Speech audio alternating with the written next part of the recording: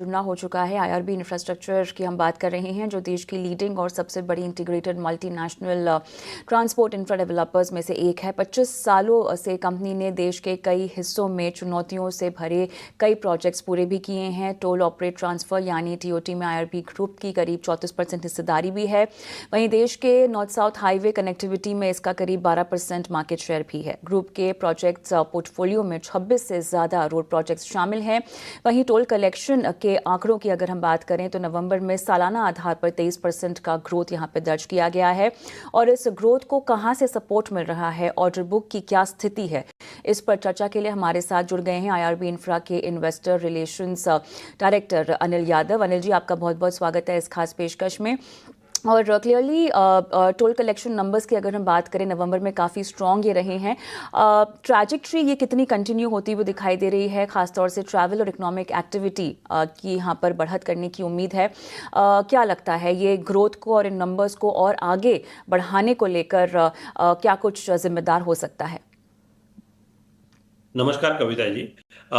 Toll growth sir नवंबर में काफी अच्छी दिखी है, जो कि अक्टूबर महीने से भी काफी बेटर थी। अगर नवंबर मंथ की बात करें तो हमारा टोल रेवेन्यू 23% से बढ़ा है। और आगे एज फेस्टिव सीजन आने वाले हैं तो हमें उम्मीद है कि मतलब दिसंबर एंड फर्दर मंथ्स में फर्दर ग्रोथ इम्प्रूव यहाँ से इम्प्रूव ही होगी और आगे जाके बेटर नंबर्स आने की उम्मीद है। ऑलराइट, अनिल जी, यहाँ पर जानना चाहेंगे हम कि मोनेटाइजेशन प्लान्स अगर हम FY25 के लिहाज से अगर आपने कोई बनाए हैं तो क्या डिटेल्स शेयर कर पाएंगे आप?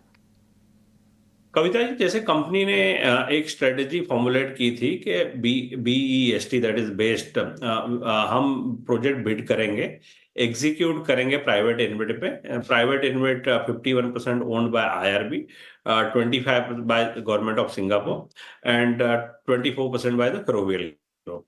तो उसमें हम एग्जीक्यूट करेंगे। एक बार प्रोजेक्ट स्टेबिलाईज हो जाते हैं तो उसको हम पब्लिक इन्वेट को ट्रांसफर करेंगे, पब्लिक इन्वेट या थर्ड पार्टी को ट्रांसफर करेंगे। और ये असेट चर्न से जो कैपिटल जनरेट होगा उसको फर्दर टीओटी बिडिंग या बीओटी बिडिंग के लिए यूज करेंगे। तो इससे क्या होता है कि हम मिड टीन आईआरआर पे प्रोजेक्ट बिड करते हैं और एक बार प्रोजेक्ट डी रिस्क, काफी हद तक डी रिस्क हो जाता है और एग्जीक्यूशन भी कंप्लीट हो जाता है, तब इसको आईआरआर कंप्रेशन ऑफ 400 से 450 बेसिस पॉइंट का आईआरआर कंप्रेशन पे पब्लिक इन्वेट को ट्रांसफर कर सकते हैं। और उससे क्या होता है कि जो मतलब इक्विटी इन्वेस्टमेंट हमारा होता है उससे हम 2 टाइम्स जैसा प्राइस टू बुक का हम रियलाइज कर सकते हैं। और ये जो रियलाइजेशन होगा ये फर्दर प्रोजेक्ट के लिए बिडिंग के लिए यूज होगा।